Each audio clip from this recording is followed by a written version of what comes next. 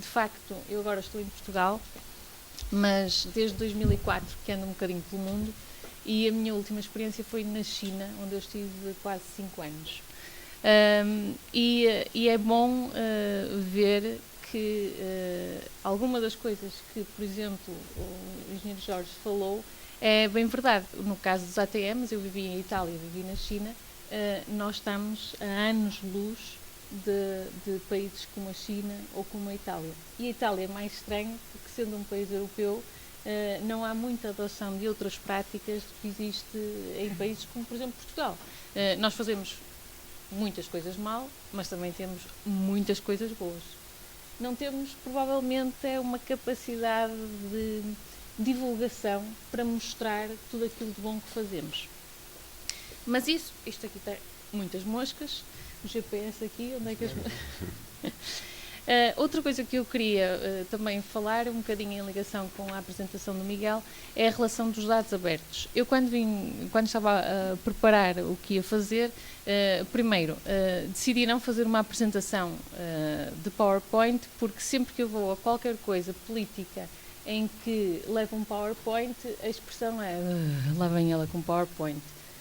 Portanto, eu disse assim, não vou levar. E chego aqui, o Miguel faz esta apresentação e eu tenho um papel à frente. É injusto.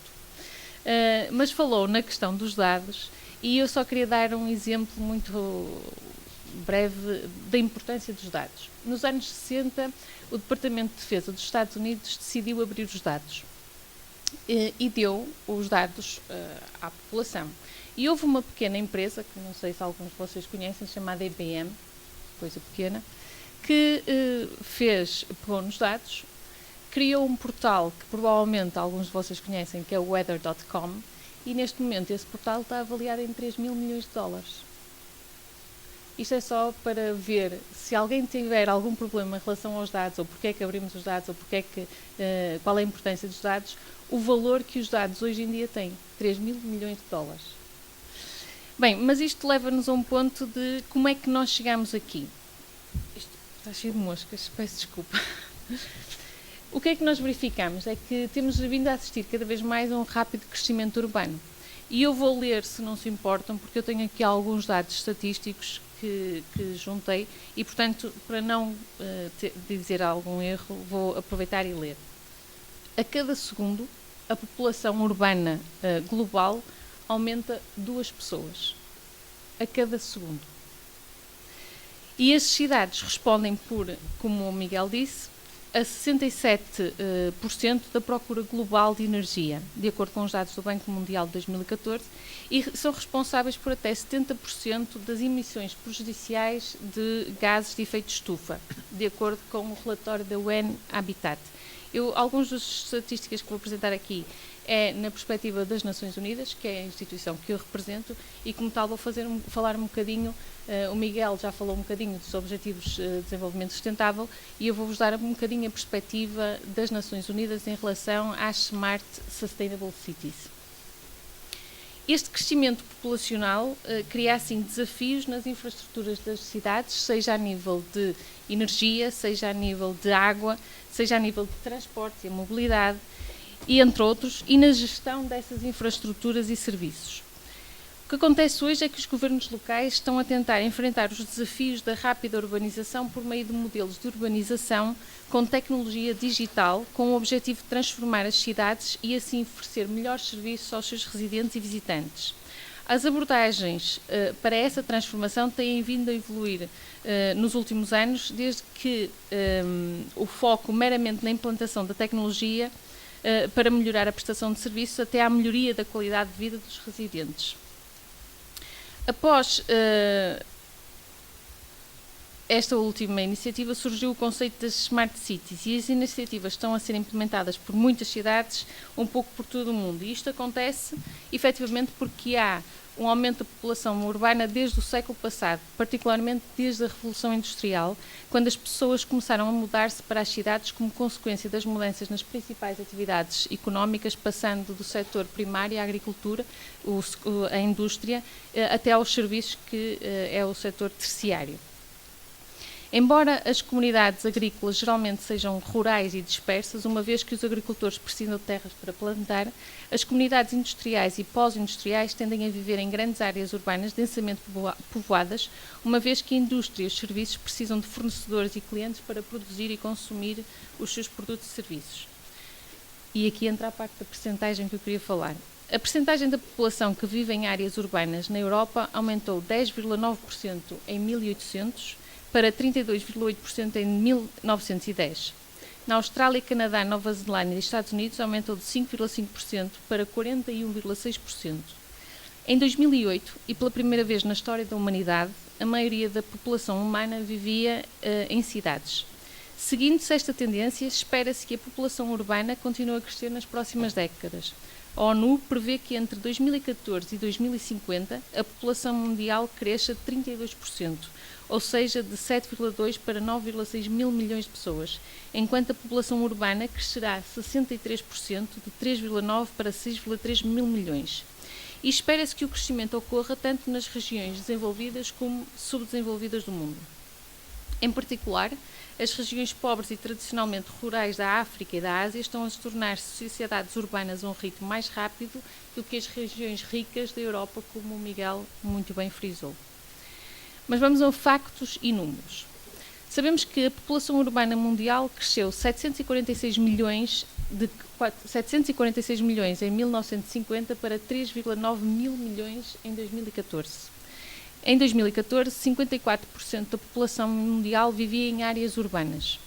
Apesar dos baixos níveis de urbanização, a Ásia abriga 53% da população urbana mundial, seguida pela Europa com 14% e a América Latina e Caribe com 13%. 37% do crescimento da população urbana mundial entre 2014 e 2015 foi devido à Índia, com 442 milhões, China, com 292 milhões e a Nigéria, com 212 milhões de novos residentes urbanos. As aglomerações urbanas que mais crescem são cidades com menos de 1 milhão de habitantes localizadas na Ásia e na África. Perto de metade da população urbana do mundo vive em cidades com menos de 500 mil habitantes. 1 em cada 8 cidadãos urbanos do mundo vive numa das 28 megacidades com mais de 10 milhões de habitantes. Tóquio, São Paulo, entre outras, para falar algumas. Até 2030, o mundo está projetado para ter 41 megacidades com mais de 10 milhões de habitantes. E como o mundo se continua a urbanizar, os desafios de desenvolvimento sustentável afetarão cada vez mais as cidades, particularmente nos países de renda média-baixa, que experimentam as taxas de urbanização mais rápidas. Políticas integradas para melhorar a vida das populações rurais e urbanas são necessárias. Nós sabemos que existem vários desafios, como o Miguel falou,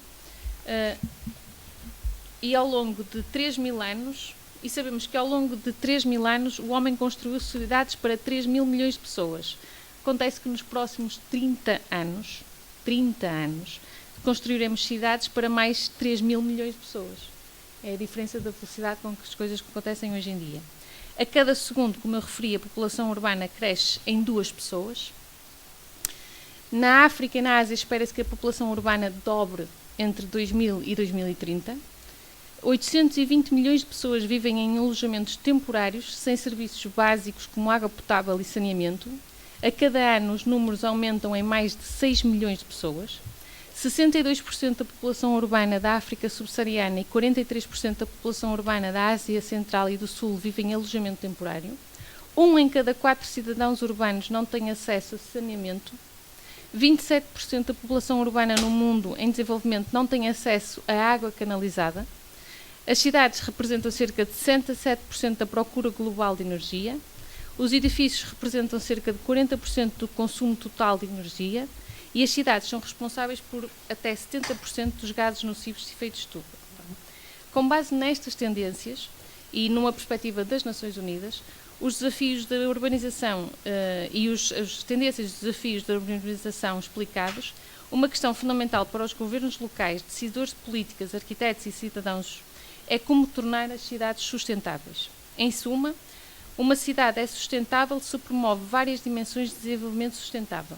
Económico, uma cidade com uma economia saudável, dinâmica e responsável. Social, uma cidade promotora de inclusão social. ambiental, institucional e, além disso, cidades sustentáveis, resilientes a desastres naturais e provocados pelo homem. A fim de atingir a sustentabilidade urbana, o planeamento urbano, incluindo fornecimento de eletricidade, água, esgotos, etc., educação e governança é fundamental. Questões centrais de desenvolvimento da cidade não devem ser deixadas apenas para interesses comerciais, como referiu o António, mas tratadas e protegidas como bens públicos. Dada a escala global e o impacto da urbanização e a dificuldade de enfrentar os desafios urbanos, o Grupo de Trabalho das Nações Unidas para o Desenvolvimento Sustentável, do qual eu fiz parte, dedicou um dos 17 Objetivos do Desenvolvimento Sustentáveis às comunidades, com o objetivo de tornar as cidades e comunidades inclusivos, seguros, resilientes e sustentáveis. Na sequência dos objetivos, foram definidas 7 metas para alcançar esses mesmos objetivos. E eu queria referir aqui as 7 metas porque eu ouço muitas vezes falar nos Objetivos de Desenvolvimento Sustentável e ouço muitas vezes falar em cidades verdes e cidades inteligentes, e quando eu pergunto quais são os objetivos, fica-se tudo assim um bocadinho no ar, e portanto eu decidi explicar um bocadinho o que é que nós estamos a falar com os objetivos sustentáveis e, em particular, o ponto 11, como o Miguel referiu. Temos uma agenda que termina em 2030 e até 2030 temos que garantir o acesso de todos à habitação e serviços básicos adequados, seguros e acessíveis e fazer um upgrade em bairros clandestinos. No Brasil costumam chamar favelas. Até 2030, proporcionar acesso a sistemas de transporte seguros, acessíveis e sustentáveis para todos, melhorando a segurança rodoviária, nomeadamente através da expansão de redes de transportes públicos, com especial atenção para as necessidades das pessoas em situação vulnerável, as mulheres, as crianças e pessoas com deficiência e idosos. Até 2030, e também um bocadinho por causa desta agenda dos 2030, se eu falar tanto das iniciativas de Smart City, melhorar a urbanização inclusiva e sustentável e a capacidade de planeamento e gestão de comunidades participativas, integradas e sustentáveis em todos os países. Fortalecer os esforços para proteger e salvaguardar o património cultural e natural do mundo. Até 2030, reduzir significativamente o número de mortes e número de pessoas afetadas e diminuir em X% as perdas económicas relativamente ao produto interno bruto causadas por desastres, incluindo desastres relacionados com a água, com foco na proteção dos pobres e pessoas com situações vulneráveis. Até 2030, reduzir o impacto ambiental per capita das cidades, inclusivamente prestando atenção especial à qualidade do ar e à gestão municipal e de outros resíduos. Até 2030, proporcionar o acesso universal a espaços verdes, públicos e seguros, inclusivos e acessíveis, em especial para mulheres e crianças, idosos e pessoas com deficiência. E aqui convém referir que é preciso apoiar vínculos económicos, sociais e ambientais positivos entre áreas urbanas e rurais, fortalecendo o planeamento de desenvolvimento nacional e regional.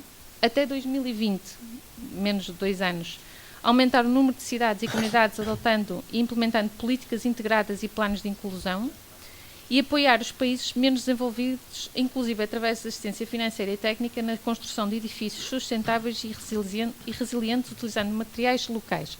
Eu trouxe um bocadinho estes números e sei que é bastante maçador, porque convém referir porque é que neste momento se ouve falar tanto de Smart Cities e porque é que parece que há uma pressa, uma urgência em se criar todas as cidades serem Smart City.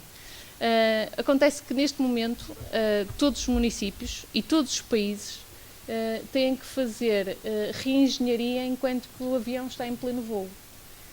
E através desta agenda, e esta agenda foi especificamente criada para garantir que há um fio condutor naquilo que acontece nos municípios e nas cidades e nas regiões.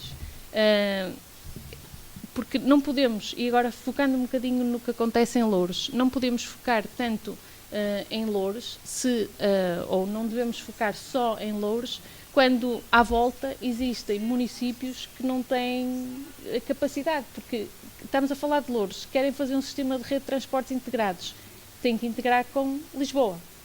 É preciso que à volta esteja tudo integrado. E é por isso que é preciso, mais do que falar de Smart Cities, começar a falar também um bocadinho em regiões inteligentes. E só para dar um exemplo da evolução que existe, ou de algumas das evoluções que existe a nível mundial, Vou começar pelo México. Há uns anos atrás, o México decidiu criar uma plataforma que era uma plataforma chamada Melhora a Tua Escola. E o que é que eles descobriram? E este é um número que eu sei bem porque já o falei várias vezes. 1441 professores que davam aulas na mesma escola, na mesma cidade, viviam no mesmo local e tinham mais de 100 anos. E estavam todos a ser pagos. Por exemplo, no Equador, há uns 2 anos atrás, rebentou um dos vulcões que começou a cuspir fogo. Acho que foi há 2 anos atrás. E o que é que o governo do Equador fez, juntamente com o município? Contactou a Nova Zelândia para perceber o que é que eles faziam no caso dos vulcões e percebeu que tinha que criar uma plataforma onde soubesse onde estavam os engenheiros e os médicos para o caso de o vulcão explodir, efetivamente, ali só estava a cuspir fogo, pudesse contactar imediatamente essas pessoas e poderem resolver todos os problemas que advinham da explosão do vulcão. E para terminar, para não ser muito maçadora, o Miguel mostrou um bocadinho ali da polícia que sabia as matrículas dos carros e afins. Eu vou só deixar aqui um exemplo muito breve, que é Singapura, que é o expoente máximo da inovação, a meu ver. Tem uma coisa extraordinária que, se for para a frente e se for adotada por outros países, pode vir a trazer muitos problemas. Neste momento, através das emoções, eles conseguem prender um ladrão antes de ele roubar. Não precisamos ir à Assembleia da República. Já tudo resolvido. Portanto, tem os seus perigos, mas é neste ponto que, neste momento, a tecnologia está. Através das emoções, conseguir prender alguém que ainda não cometeu um crime. E termino por aqui. Emoções. A Universidade do Minho, e já que falamos em tecnologia, que foi a Universidade do Minho, é a minha alma mater, tem um sistema em que consegue, através das emoções e da velocidade com que os programadores escrevem no computador, dar um alerta a dizer que o programador está a adormecer e que precisa de controle de emoções, precisa de um choque. Mas eu, para a tecnologia, deixo aqui a cômpota e, mais uma vez, quero agradecer o convite, e as moscas hoje decidiram visitar-me, e deixar agora o tema aberto para todos.